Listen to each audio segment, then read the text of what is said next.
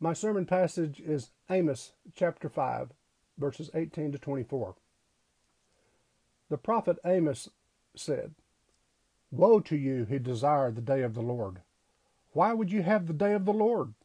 It is darkness and not light, as if a man fled from a lion and a bear met him, or went into the house and leaned with his hand against the wall, and a serpent bit him. Is not the day of the Lord darkness and not light, and gloom with no brightness in it?"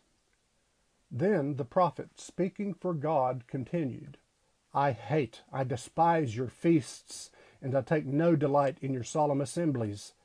Even though you offer me your burnt offerings and cereal offerings, I will not accept them.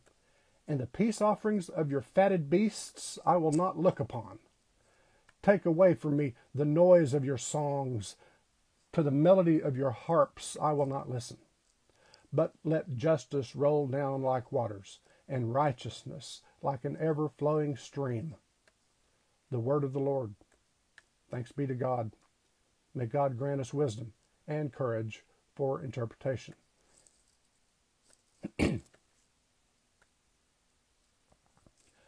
But let justice roll down like waters. Let's make that clearer. Instead, let justice roll down like waters, and righteousness like an ever-flowing stream. Keep your feasts, God says to God's people. God says to God's people.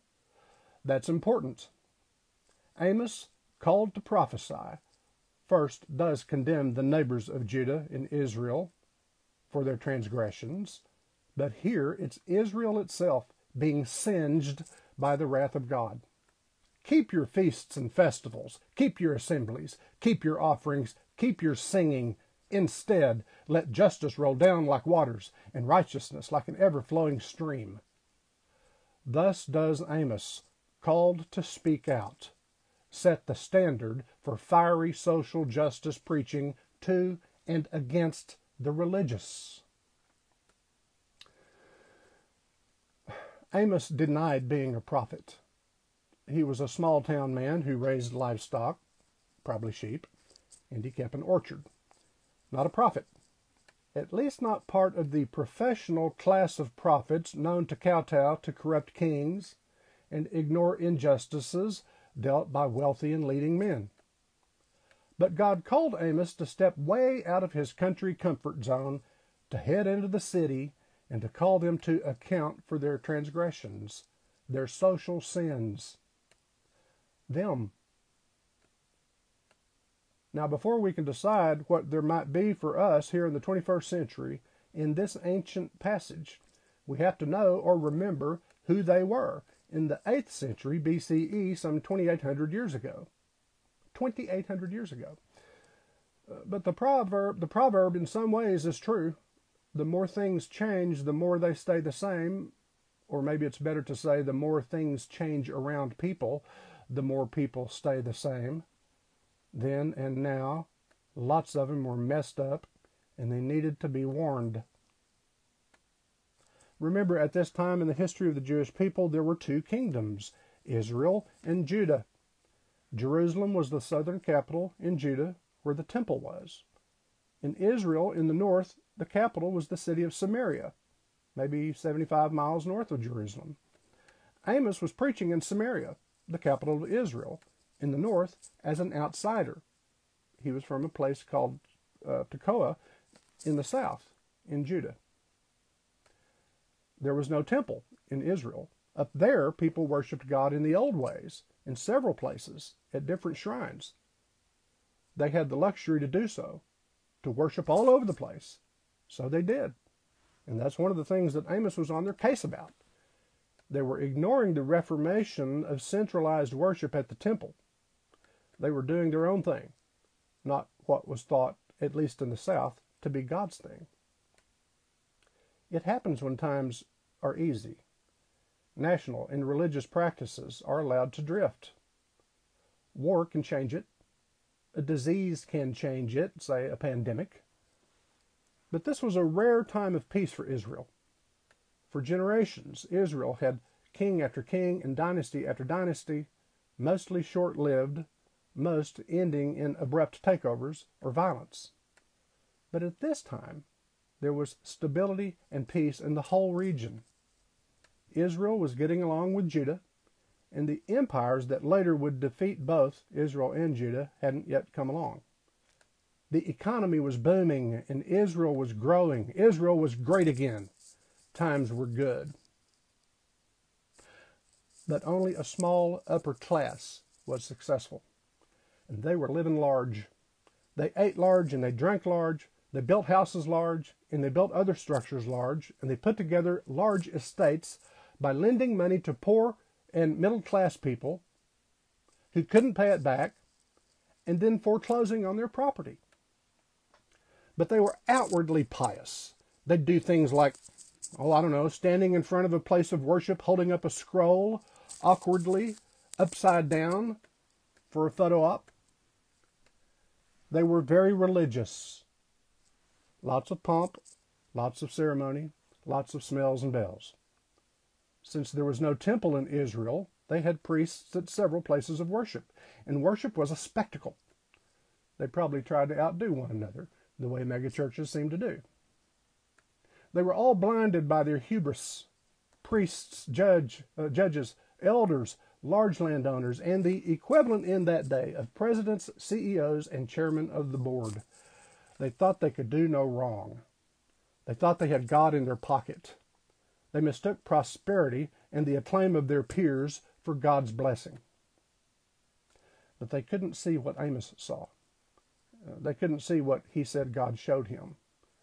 The people were blind to God's anger and disgust at their conspicuous consumption, wasteful living, and disregard for others.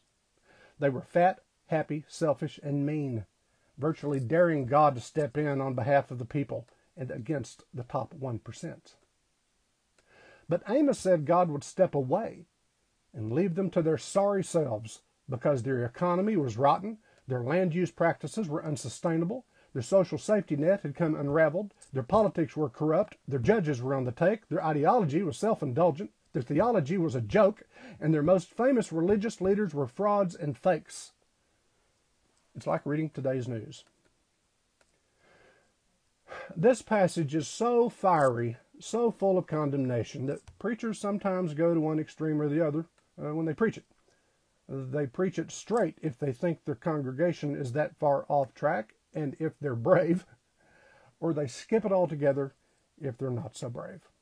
Amos? Amos who? Well, I'm going in neither extreme. What struck me about this passage this week, when the potential for justice seemed to hang in the balance of the election, was the familiar last verse, echoed famously by the Reverend Dr. Martin Luther King Jr. on August 28, 1963 in Washington. No, we are not satisfied, Dr. King said, and we will not be satisfied until justice rolls down like waters and righteousness like a mighty stream. That struck me. How could it not, after the year we've had in this country, the 4 years we've had, especially last summer, and the damage so much of the church has done to itself and to others? But what settled in was everything leading up to it. God saying to God's people, I despise your feasts. I take no delight in your solemn assemblies, your offerings. I will not accept them. The peace offerings of your fatted beasts, which was a kind of a communion, I will not look upon. Take away from me even the noise of your songs and the melody of your harps. I will not listen. Nothing was sacred, so to speak.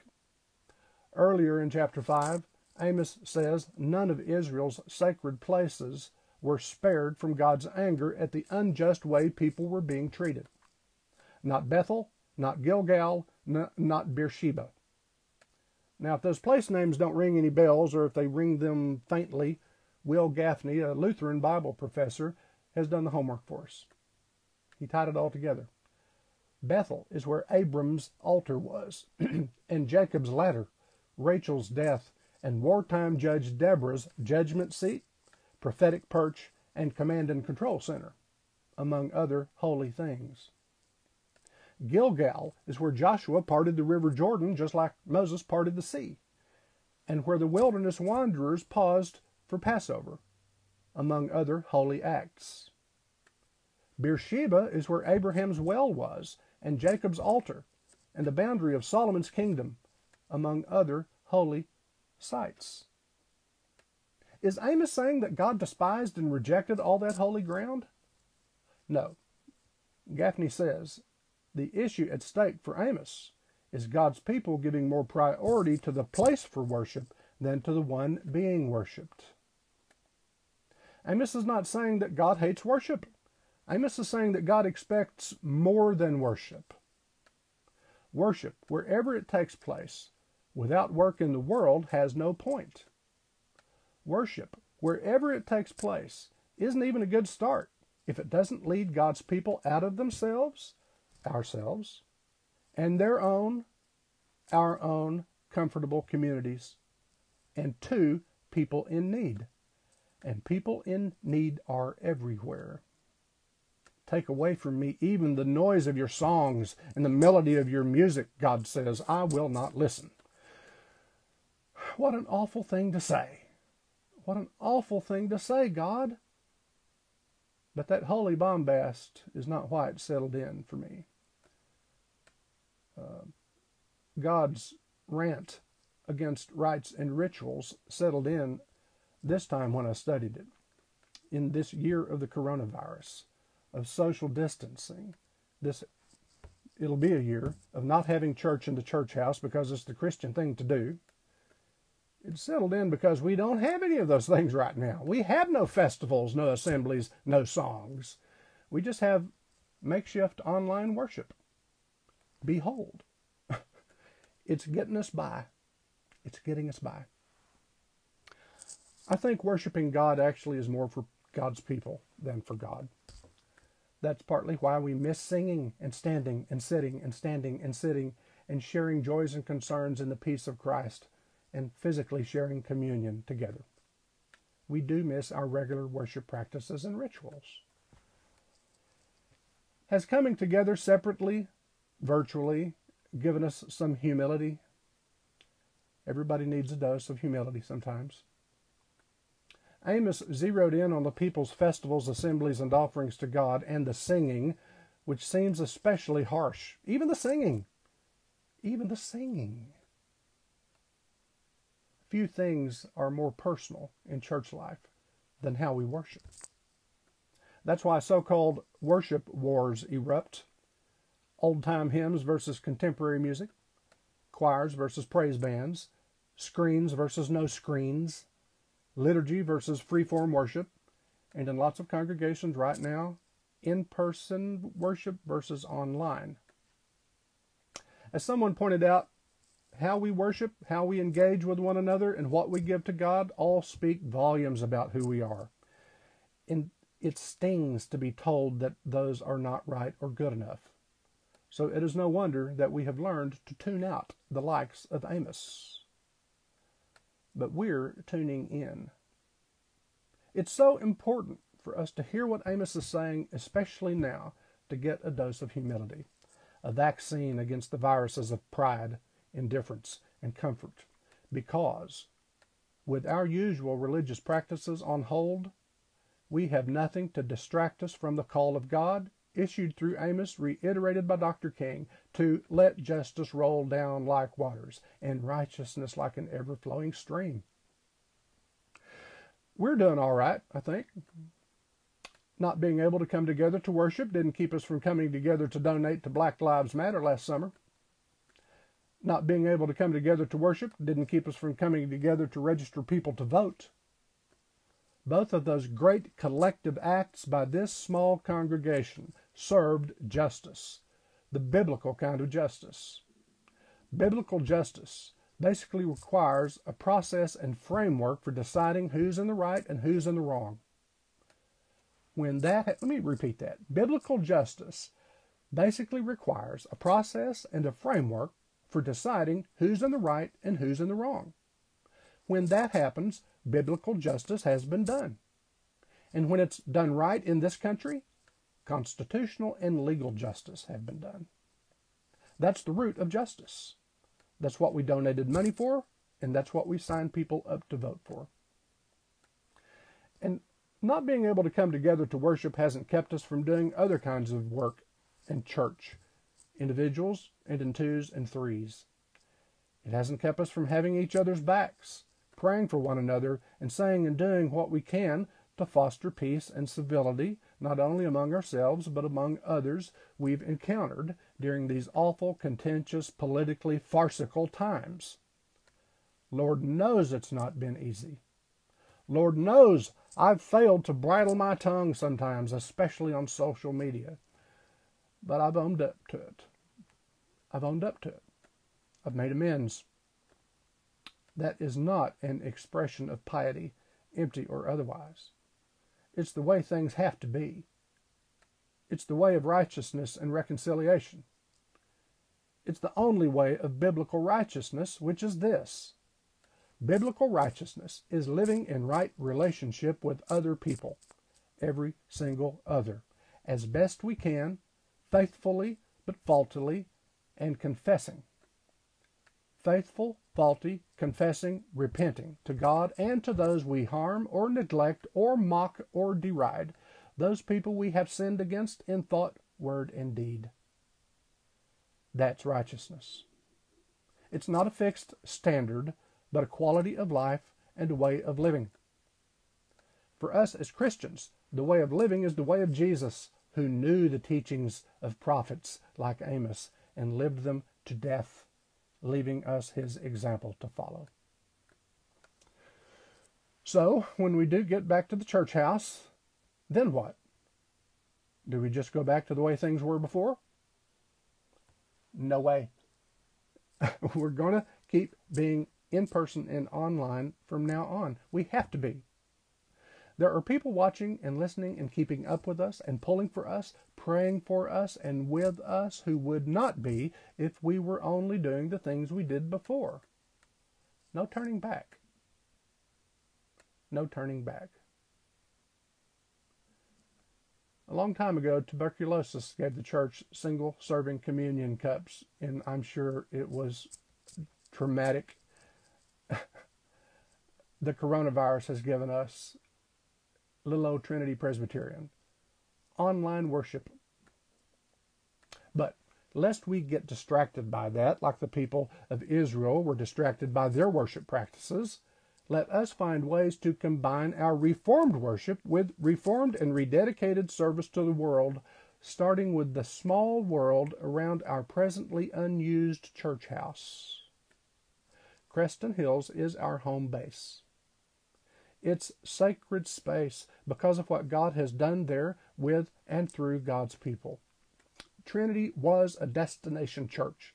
It can be again, a place people will drive to for historically integrated worship.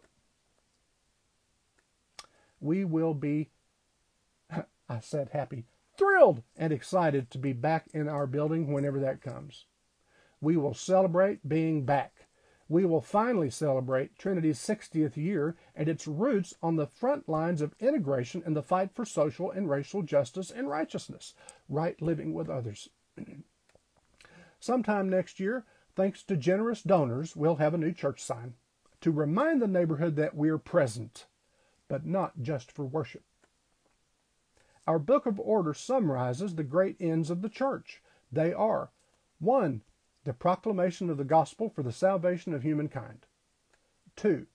The shelter, nurture, and spiritual fellowship of the children of God. 3. The maintenance of divine worship. 4. The preservation of the truth.